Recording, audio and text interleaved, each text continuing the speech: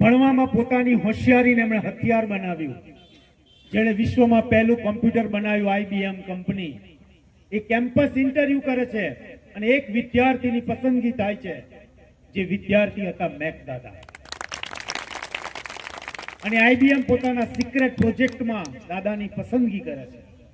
ઉત્તરોત્તર દાદા ભણવામાં અને આ જોબની અંદર પોતાની હોશિયારીને આવડતથી આગળ વધતા ગયા. એક સમય એવો આવ્યો કે દાદાએ પોતાની કંપની નાખવાનું નક્કી કર્યું અને અમેરિકાની ધરતી પર મેક પટેલ કોર્પોરેશન કન્સલ્ટન્ટ નામની કંપની સ્થાપનાર પહેલા ભારતીય બન્યા. તમે નસીબદાર છો આજે કે દાદાના સ્વાગતમાં જોડાયા છો, અને તમે નસીબદાર છો કે આજે તમે દાદાને રૂબરૂ મળી રહ્યા છો. સાહેબ, નિસરાયની ધરતી પર મેં કહ્યું તું મારા ગ્રામજનોને કે સવારે ઉઠીને જ્યારે તમે ભગવાનના મંદિરમાં જાઓ છો ને, ત્યારે કદાચ તમે તમારા માટે કંઈક માંગતા હશો, તમે પોતાના પરિવાર માટે કંઈક માંગતા હશો. અન્ય લોકોનું ભલું કરવા માટે આપણે કદી ભગવાનના ચરણોમાં પ્રાર્થના નથી કરતા. માણસનો એક સ્વભાવ રહ્યો છે. પણ મેક દાદાએ હંમેશા એક ચિંતા કરી કે મારા ગામના લોકો માટે, મારા ગામ માટે કંઈક કરીને મારે જવું છે. અને નિસરાની ધરતી પર મેં કહ્યું હતું કે ભગવાનને શોધવા મંદિરે ના જશો.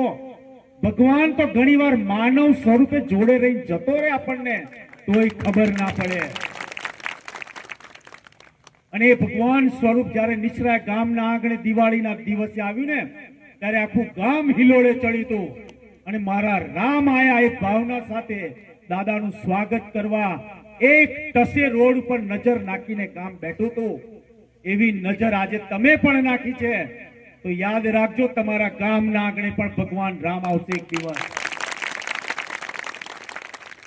અને અમેરિકાની ધરતી પર જ્યારે એમણે પોતાની કંપની સ્થાપી, પછી ઉત્તર પ્રગતિ કરતા ગયા.